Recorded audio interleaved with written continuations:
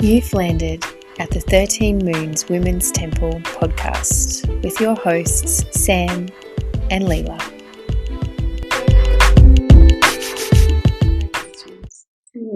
Yeah, hello. Hello. I was just thinking it might be nice just to start with a little breath. Yeah.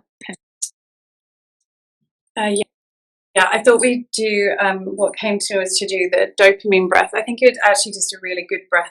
It's sort of said to create dopamine, but I think it also just really deeply relaxes us and puts us into the parasympathetic. Ultimately, it stops you from being reactionary, which I think would be a good thing to have up your tool belt or in your tool belt this week. So we'll just do that for a moment. So if that's okay. Yeah, perfect. So we'll just center ourselves. Just feel the energy in your body. And rather than tuning in out loud, I'll just invite you to just feel and hear the sound current. Om Guru Dev Namo. Om Namo Guru Dev Namo. Om Namo Guru Dev Namo. And just feel that connection to your inner self for a moment, your higher self, your intuition. And then we'll just go through this breath. We don't need to do too many of them to make it effective, but it will just really bring you into a deep balancing place. So we'll just inhale through the lips as if you're sucking on a straw.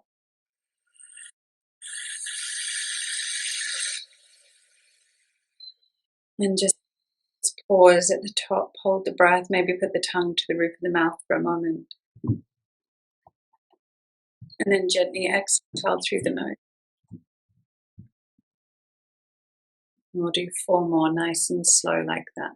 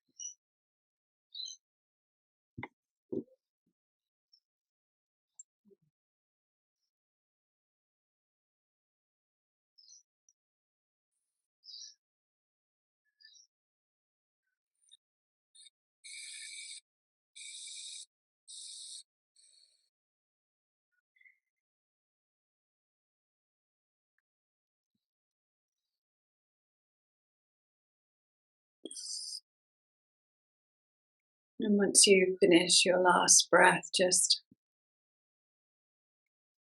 returning to a natural breath, just observing the subtle shifts of your mind,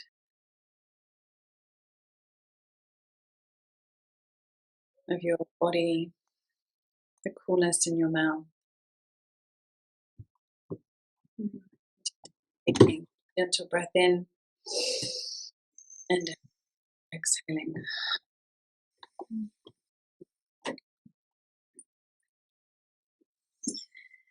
It's magic how that works. Yeah, it really is.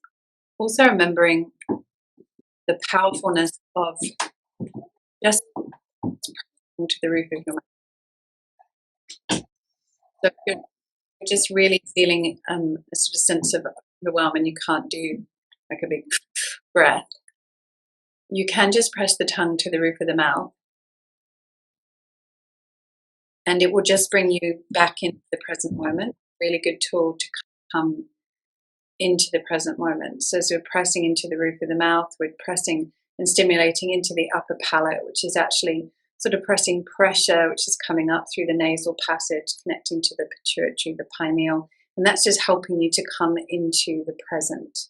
You don't really have to do anything else, and it will just help. It's just a really good practice. It also stops you clenching the jaw, which is something we all do. So well, not all of us, but it's very common. Clenching the jaw is something I talk to a lot of people about. So you can't really your jaw and press into the right. So it immediately stops that. And that unclenching is actually going to help you come into that first place of relaxing. So it's just a great grounding tool when we don't know what to do. Better than saying anything sometimes. That's another tool of it. So rather than actually saying something, you don't really want to bite your tongue. Instead of biting your tongue, press the tongue to the roof of the mouth. That's a neat trick. That's a neat throat chakra. Yeah, Venus gate.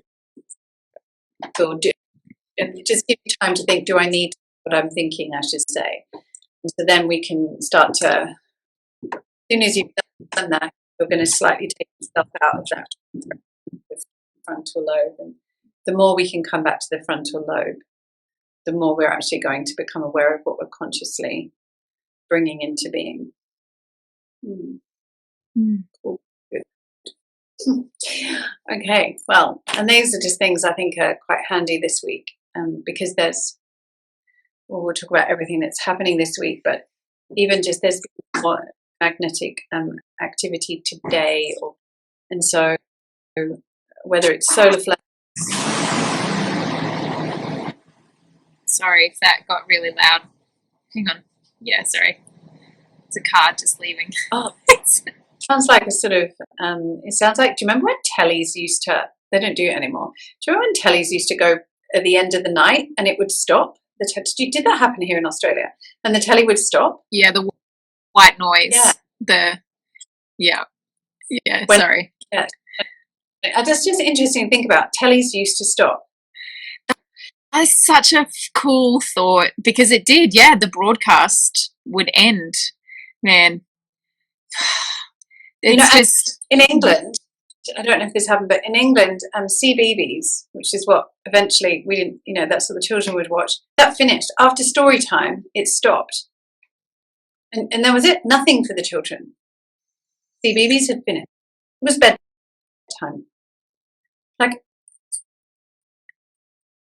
I know, like colliding realities. It feels like we've like on the spiral. It's really good at time for this sort of awareness. And I think what I've been thinking about a lot this week is we'll launch into sort of talking about why we're here, but we are in the middle of these two. We're not in the middle. We're moving towards this lunar eclipse on Saturday. It's a partial lunar eclipse, not a full lunar eclipse. In the sky, the sky that you can see, the real sky, it's going to be in Libra, which is interesting, and we'll cover that in a moment. Currently, the moon's sitting in Virgo, and the sun is in Aries in the real sky. And we've already had this solar eclipse, which we talked about at great length, and this hybrid solar eclipse, which we described as being kind of like a retrograde eclipse. So it's really good to sort of just pay attention to things like that, like when you have a thought, that's something from the past that's coming up. And we are going through evolutionary shifts right now, quite quick shifts, and the opportunity to really jump timelines. So it's really good to have awarenesses of when your mind goes back to a memory, to notice how those memories made you feel. To me, that seems like a calm time.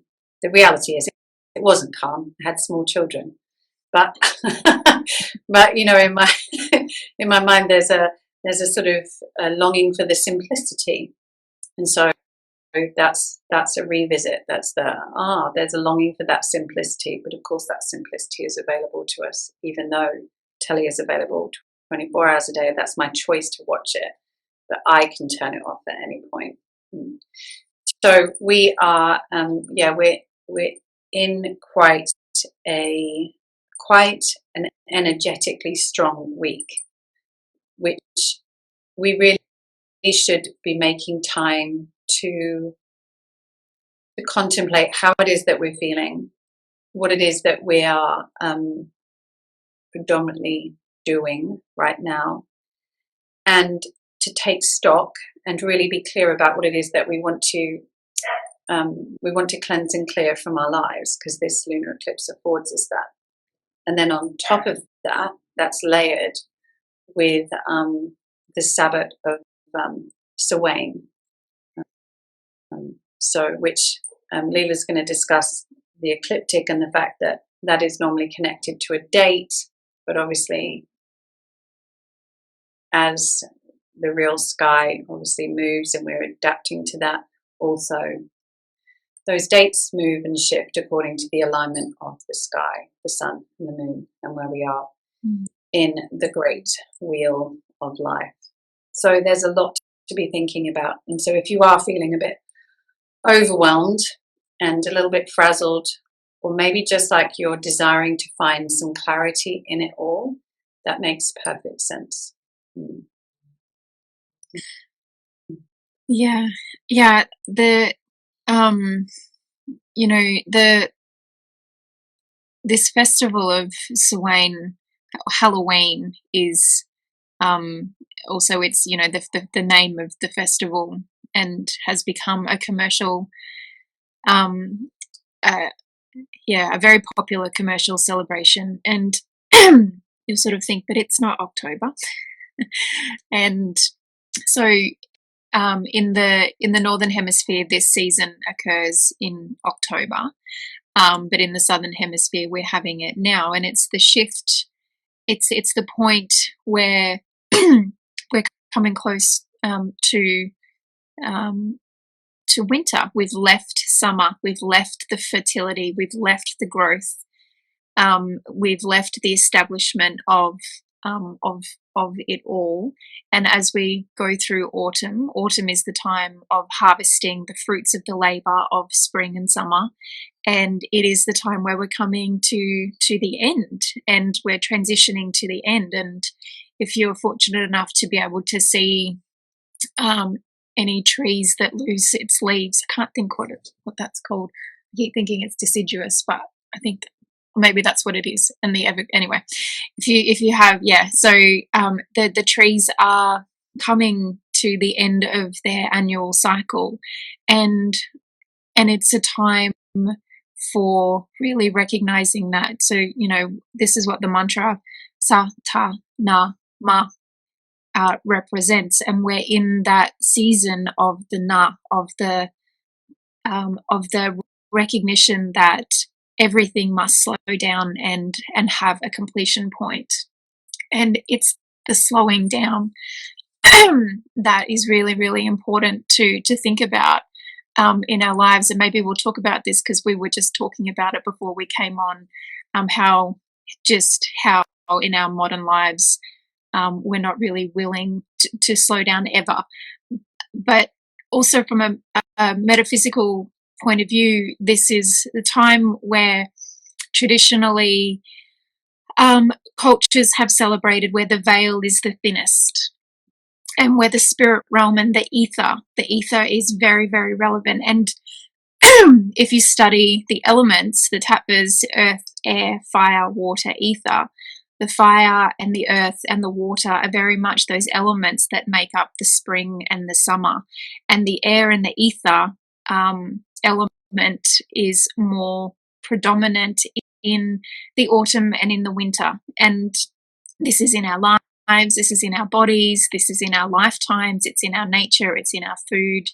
It's the whole cycle of prana as it moves through the material plane. And we want to, it's where we come close to death. It's where we come close to the endings, and it's where we come to contemplating that nothing is permanent, and that even at our own personal levels, we too will transition and leave this plane. And on that note, this is a time where we have a real connection to those spirit realms right now, and that is what a lot of the Halloween festival is sort of highlights and focuses on, is that we move around with the spirits and the ghosts and the ghouls and the witches, and And really right now we can be those modern day witches where we can be in communion with the spirit realms for the lessons that we need to be understanding. What do I need to know going into winter? What do I need to be listening to going into winter? And does the spirit realm have words for you? So it's a really cool portal. And what makes it even more exquisite this year is that it's bookended by these eclipses. And so it's just not something that you really want to be ignoring. So, but the thing, what's interesting to know, so that's very earthbound and that's wonderful. If you are interested in, did you want to say something? Just the actual real point of Samhain and this point is being the witch's new year, is that it is seen as the end. It is actually seen as this death point. So that's why really we connected so much to the Halloween and to the, from a pagan point of view, it is seen as the end. Because actually when we get to the solstice, so the winter solstice, preparing for that new light is coming. So it's actually, that is the point where the first start of the turn begins and light comes back. So this is actually the end. And this is why we start there. And that's why in that blog post I was saying, this is the point of us being in the womb space. So it's actually that this is the point that we go back into the womb. And that's the seasonal shift that's occurring. And if we think about the womb and all the energies that are, that we relate to the womb, the way that the womb is dark, sort of in my mind, I want to say moist. It's like got that underwater, I don't know, that sort of sound. That's what we hear when we listen to so we have that feeling, the muffled sounds, the sort of messages, but the muffled sounds, we're not quite sure where the sounds are coming from. And the opportunity to completely go back in. So it's like a way of contemplating hibernation where we actually want to go back into the womb. So we're dying and coming into the womb space. And the womb space is not the birth. The birth is going to be at winter solstice. But we have started the newness. I just think it's just magic, because if we think about where we are, when we were discussing on the moon circles, the solar eclipse, we were talking about how the solar eclipse and the positioning of the moon at that time was really like we were in the birth canal. And actually, if we think about where Samhain is in between these two eclipses, it is exactly that. We're actually, I don't think we're not ready to be born yet. That's still coming. We are in the womb. We're actually, like it says, we're in that holding place. And we are there pausing and waiting and really deciding what it is that we're going to bring with us into the new world. And those of you that are traveling with us in the Venus Gateways, we're talking about this. What is it you actually want to, having got rid of everything, what is it you actually want to take with you? I think this is a big struggle for us as humans. Can I actually fully shed myself of everything? And if I do, what is actually my truth? What is what I want to walk through life with? What are the things? What are the beliefs? What are the behaviors? And it is just a really phenomenal energy to sit in and contemplate that. So this Sabbat of Samhain, I think, yeah, absolutely. If you think about it from, an American point of view and running around with candy and all that sort of stuff, we're actually very lucky because we're not getting caught up in that right now. We can actually drop into the truth of what it is, and we can feel that in our energies. And with the astrology that's, is up there in the real sky right now, it really supports it. And so from this place when the veil is so thin and we're in this point of Samhain, it is an opportunity to become very, very aware of our higher consciousness, and then ultimately the universal consciousness, that sense of oneness, because we're really in the womb of that. And that, to me, That's what this is about. If we are in the process, some of us, of believing that there is a new earth coming, there is an ultimate shift occurring, then we are currently in the womb of the universal consciousness. And we're contemplating what it is that we want to see when we come out of that vagina. The great yoni. Exactly, the great. And I think the only way that you can actually be in the universal consciousness womb space is to actually stop. There is no doing, because you can't think about what can a baby do? Nothing. You can stretch a bit. Roll around. Oh, hang on, the sound is back. And so we're there. We're in that right now. And I feel like, it's not a mistake that it's at this time. No, it's a profound opportunity that we have the ability to be able to be conscious within the times that we have. So if you're listening to this, and I said this on the last moon circle, it's one thing to be told that there's an eclipse happening, and it's one thing to be told that it's Samhain. It's something else entirely to do something with that information, and to be a conscious participant in the energy, in your inquiry, to be consciously maneuvering your consciousness through this time and this space right now with an intention for it to be for your spiritual evolution, or maybe even just a level of awakening. That is the smallest percentage of people on the planet right now. I'm sorry if it's a bit noisy. And it's this kind of awakening that is happening that is only going to call the new earth in, or we're only going to actually ever see any change because it is what it is that we desire. And so if we're living loaded with stress, or we're living just loaded with preoccupation for whatever, because we think we need to make so much money, or we think we need this kind of car, or we think we need to live in this particular suburb, or we believe that we need to follow in the footsteps of our parents, or whatever it is, if we just stay there, nothing is ever going to change unless you really, really love it and it's really, really working for you. But fundamentally, your health will tell you whether it's really working for you. And there will come a catalyst point where there's a handbrake that happens. And it's that handbrake where the body has just said, it's time to change.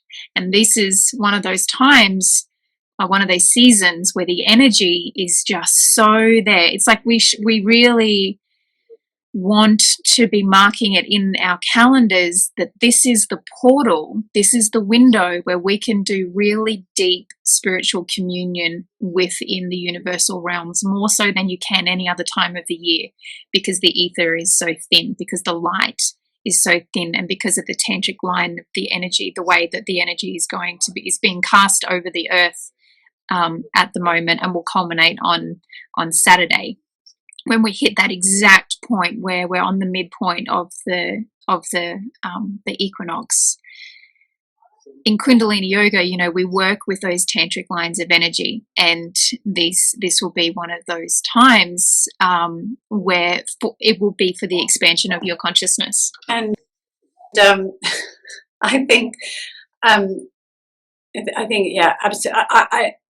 When you were talking, then I was just contemplating that.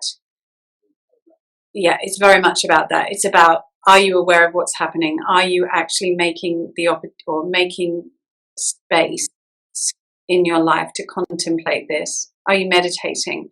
I don't know.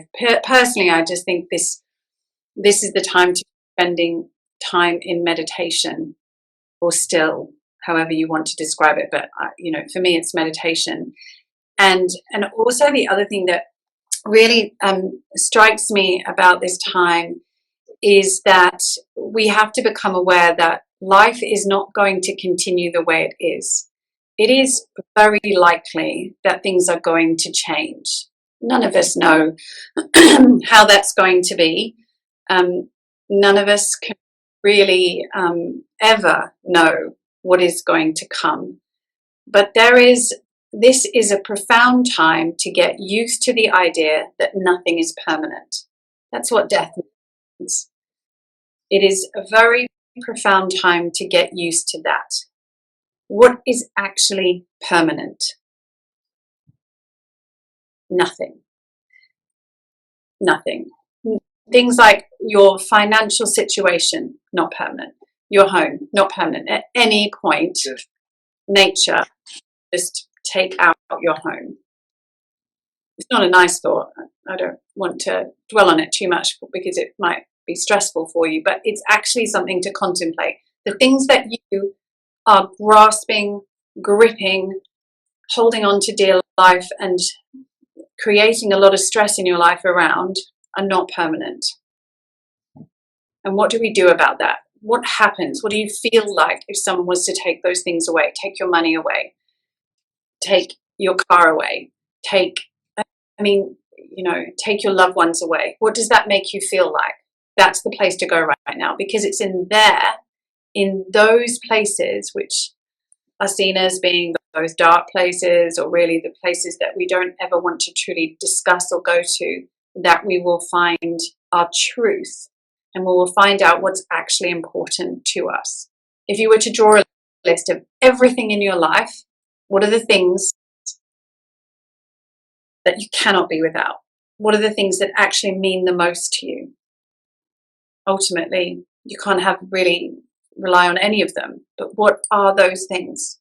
And I feel like this is a very good time to do that, because it is very likely that, well, we have, as a humanity, as a consciousness, we are moving towards a time where we're going to be more connected to nature and less connected to these material things. It's going to happen.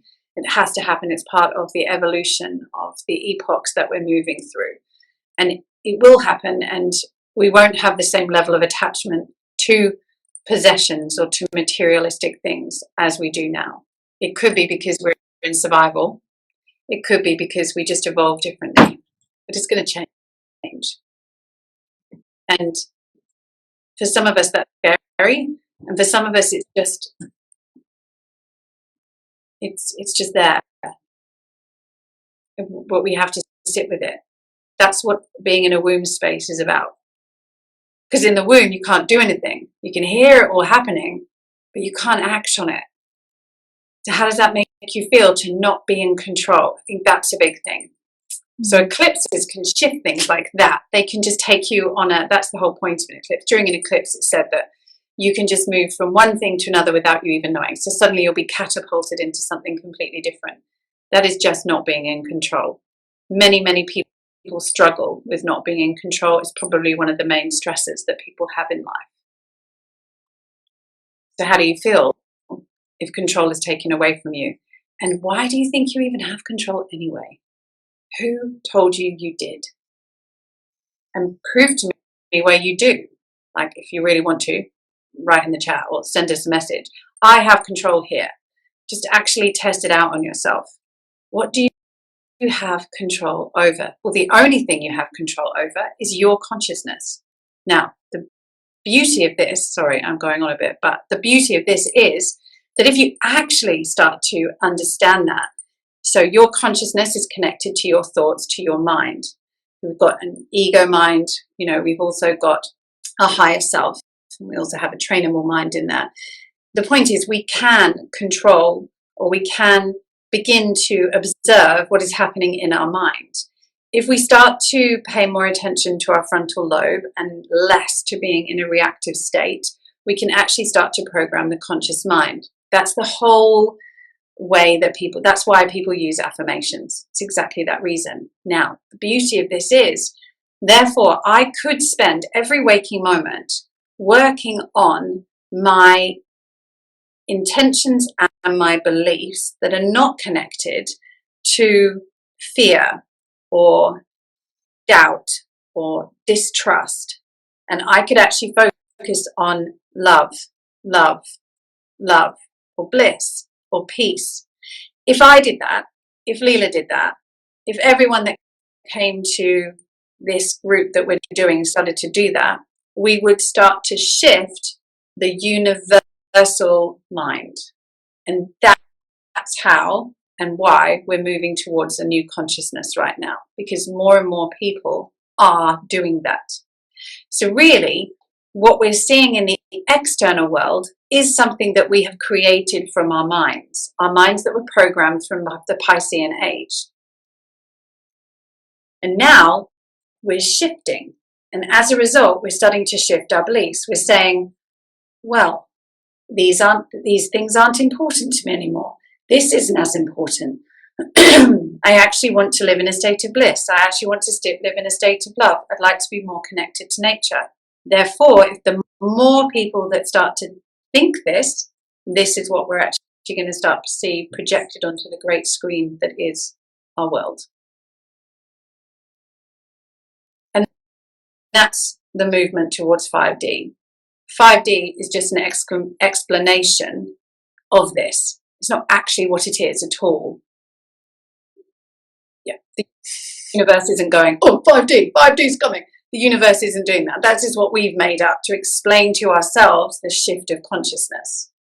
But it's actually not what it is. It's actually just a stage that we will remember or re-reach as humans. But we need to have something tangible because we're simple. We need something that we can understand. Well, I think because we live in a linear time denominated reality right now, which is the 4D. It's just the journey to the 5D.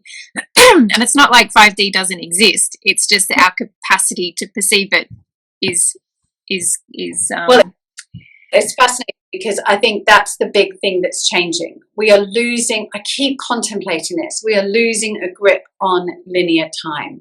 Many of us now are not really being attached to time, or we're alluding to time isn't real. I can make time longer.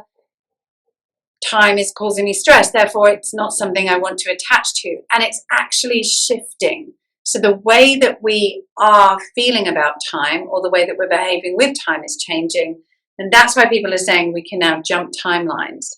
What's really fascinating about that is that if you think about what Samhain is really an opening of that portal. So it's almost like we've got this Samhain portal opening where the ethers are thin and timelines become, well, not there.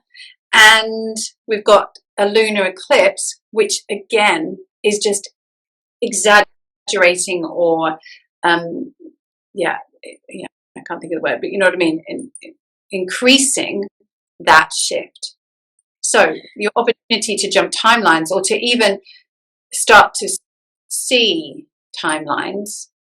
People are talking about timelines, but just any people, it's just so random now. No one never used to talk about it, but now people are saying, oh, in an alternative universe, I'm doing this.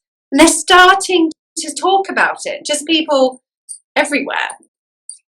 Which is a 5D, which means that you're there. So the only way that you can perceive a lower dimension is to be in the next dimension. And so the cool thing about that is to be able to see time means that your consciousness at some degree is operating from the fifth dimensional reality. The next really, really cool thing about that is then to be able to see the 5D playing out means that your consciousness is attaining the sixth dimensional capacities. And so this is not to give anyone anything else to need to strive for, because that's not what this is about at all. But when we know that we can see alternate realities playing out on different timelines, or you're bending time, or that time is just irrelevant because the present moment is all that there is, and then your capacity to create and maneuver from the heart space up, you're in it. It's working, and That's the more. So basically what we're talking about there is we can become omnipresent. Yeah. That's that. Do you have a sense, can you be omnipresent? Anyway, just such mass expansion. It's because, and this is where, I just find it so fascinating. If we are all part of one, so we are all part of one consciousness, ultimately created through the same. All cells respond to each other. So if you separate cells, they'll behave the same in a different place, far away. We are all just that. This is why this is how you start to understand why there's a shift in consciousness and why we're starting to see it. But the point is, eventually, we could become one again. It's like, do you remember like when you used to do those experiments in the science lab? I can't think what it was. Was it mercury? Maybe. And it would all come back together. It would all want to. It's that. So at some point, and this is what we want as humans, you think about it, we all actually want to be together. We all want that. That's why we're relational. So I don't know, it just came to me, but there will be this point where we just, and that's when they're saying we'll all go back to that and then we'll begin again. And this is the divine potential of the human being. This is why the human being is such an exquisite, rare, what's the word? Being of the universe, is because we have a body, we have separation. That is the only thing that keeps us separated and not returning to the one, is because we're all those individual drops of that one energy or source or Mercury, and separated by our physical bodies. However, the upper center capacities that that the human being is gifted with, our expression, our capacity for emotion and feeling, the way that we communicate, our higher senses, the six senses, all of the extra sensory, all of our energetic bodies, means that we can actually have the experience of that oneness while still being in the material plane, which is a universal.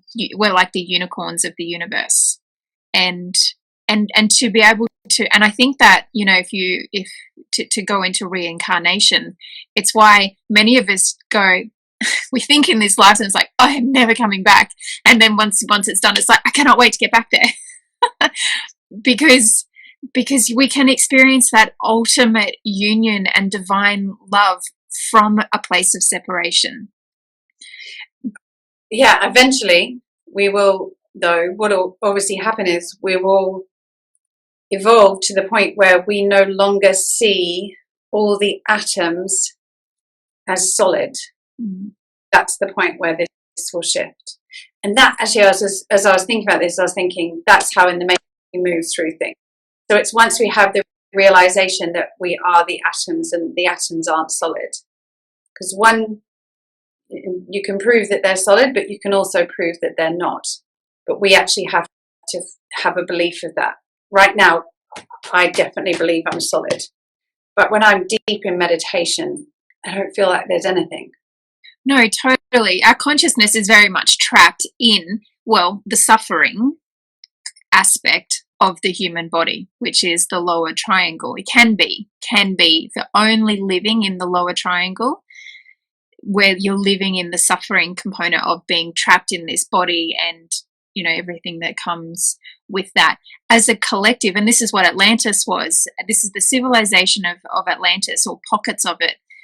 As a collective society or species, we have the ability to live in that unity consciousness and all of the magic that comes from not being trapped just in this physical form, to be able to experience the magic and the wonder of the universe, and of being a conscious entity, of the universe. And in these higher dimensions, we won't be just trapped in the suffering of the individuality. And that is available even right now. We don't have to wait for ascension. Like that is to be in your heart space. That it's just, if can you give yourself the opportunity to generate the energy to come up and to be in the expression of your heart space, and then we're there without trying. This is the key. As soon as you try, it's not it. It was really fascinating. So it's like without the attachment, and yeah, it's the, if we have the attachment to trying to achieve something, we've dropped into the ego.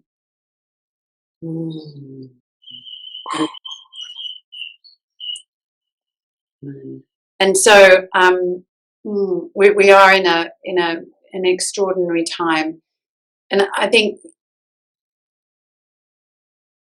ultimately it is just about finding space this week, finding space to ponder, to sit in deeper conversations if you can, or actually no conversation but stillness, to be in nature, to actually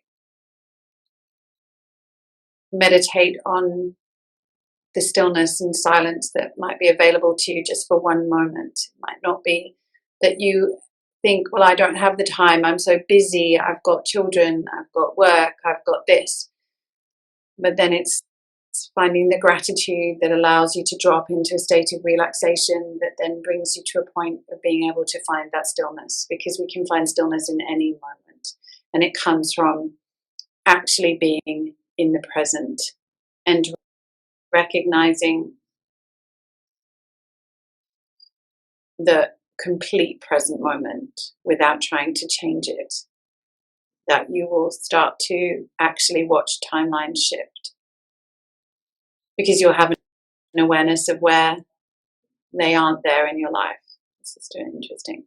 You'll start to see the shift of yourself and find gratitude for the moment you're in. And the recognition that you are the conscious director of your life. When you can see the timelines, we realize, I am the only one directing. I'm choosing. I'm making the choices.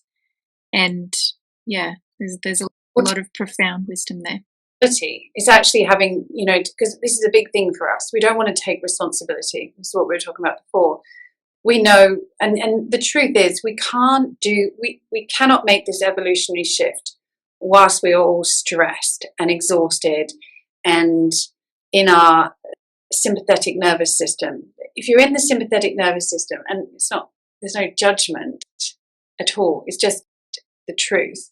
If we are constantly in fight or flight, we're constantly in survival, and some of us we are for no fault of our own. So that's the journey that we're currently on. On our current timeline, that's the journey that we're currently on, and these things will change. But if we are there and humans have this capacity through our thoughts to put us into that. That's what's most interesting about humans. We're the only animal that can do that. Through our thoughts, we can put ourselves into fight or flight. So I could sit here and create fight or flight by thinking about something that happened to me before, or that I don't want to happen. Kind of what a nightmare is, really. And so when we do that, what we actually want to be aware of is I cannot transcend. I cannot actually make a change or a shift if I am in that state. So the one thing I can do for myself is slow down, is to simplify, is to let go of my concepts of control, is to stop grasping, to stop wanting more, to stop thinking there's more, and to actually become aware of what is. And that there is how we start to come out of that constant cycle of fear. And some of us need to some of us need help doing that, you know, and that is why we were talking about this earlier. Some of us do need help. Some of us need to do yoga, do restorative, do deep rest. They need to do things like that to help them to get the tools. We need to actually carve out time in our lives. For some of us, it can be that we're fortunate enough to just be able to sit in the garden. But you need to decide how it is that you can help yourself the most and make the most of this really extraordinary time. Yes. And yeah, and you can also join us on the Moon Circle on Friday night, because we will be there holding a very beautiful circle and space, very much in honoring of all that we are moving through right now, and that will be a real, and that, yeah, it's just such a beautiful collective consciousness right there in those circles. Yeah, and actually, just talking about that, one of the important things to note about that is when we gather together with intention for the same thing, it creates much more, or brings much more energy to it. So we know that more than one person praying at the same time is very, very powerful. That's why we do sadhana. That's why we do yoga together. That's why we do meditation together. That's why we do healing circles together. That's why we do moon circles together. It's coming together and becoming one consciousness with one intention. We can all have our own individual intentions, but there will be one collective intention. We'll be working towards ultimately peace, love, hope, these higher aspects that we want to attain. And when we come together focused on that, it is really, really powerful. And that's why it's good to gather. That's why gathering is so important. And that gathering, we're very fortunate because we can transcend timelines. We don't even need to be in the same place. So now we can just, you know, I can be one place, Leela can be another, I could be on the other side of the world, and we can be there together. And so that in itself is a demonstration of just how far we've come already. And I think as well, you know, this lunar eclipse, it's lovely that we're meeting on the Friday, really, because, and we did think about changing it for the Saturday, but I think what's important for Saturday is to be able to actually just be in the energy, to maybe even just make that opportunity to, you know, make space around it, to do some of your own kind of work, but to have that guidance of what is it that I can do on that day, to have a ritual to do, to have some practices to do, to contemplate where it is you want to bring your life into balance. That is what we're being asked for. You know, the lunar eclipse is in Libra, and it is about how we can come back into balance. And that is in balance with nature. It's in balance with everything. It's the real recognition that we are not separate. Truly contemplating what it means to embody as above, so below, as within, so without.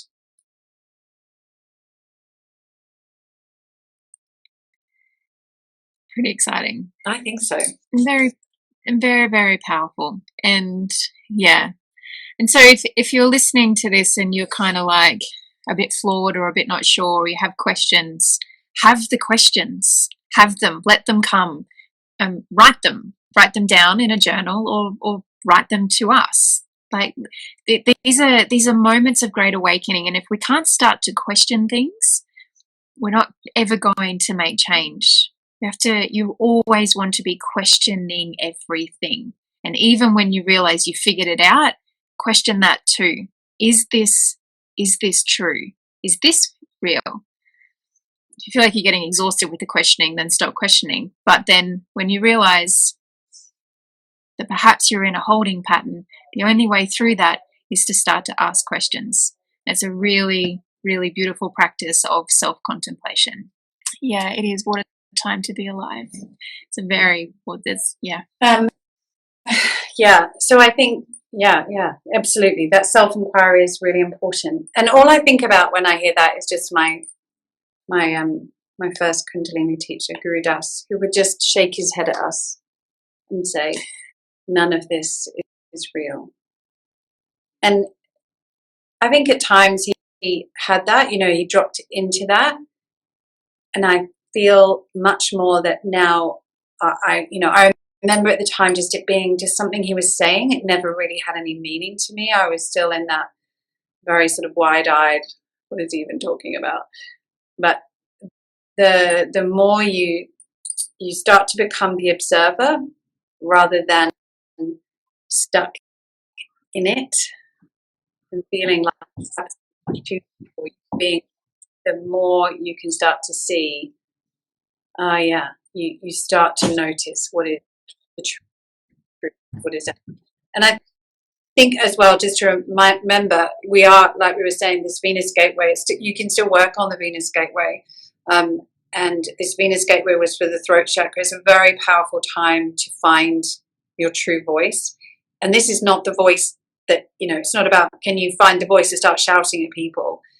It's, can you find the true voice of your soul? Can you actually start to speak that voice? And what would it mean to walk life like that? And actually trust that voice inside of you. This is the path. Without, I don't even doubt it for a moment. And I don't believe that it's impossible at all. I don't think we need to live in a cave. I don't think we need to leave our homes. I don't think we need to leave our children or our family, our husbands, our jobs. I don't think you need to change anything. I think it's about completely accepting where you are, trusting that the universe, or currently your conscious mind, has deemed this is what you need. And then once you start to listen to that deep inner true voice, that will start to change if it's meant to.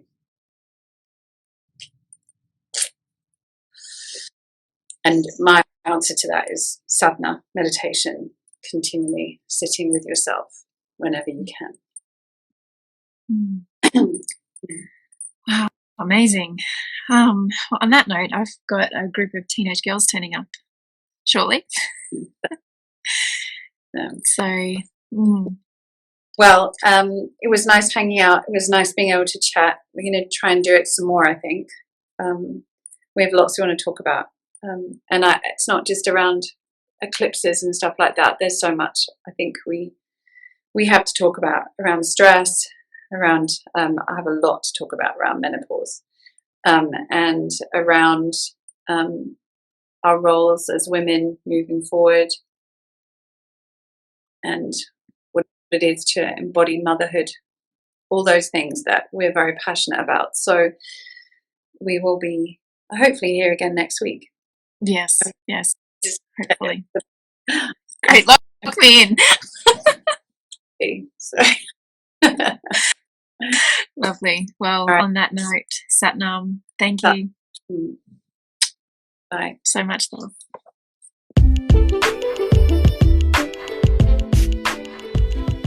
Thank you for taking the time to be with us on this podcast episode.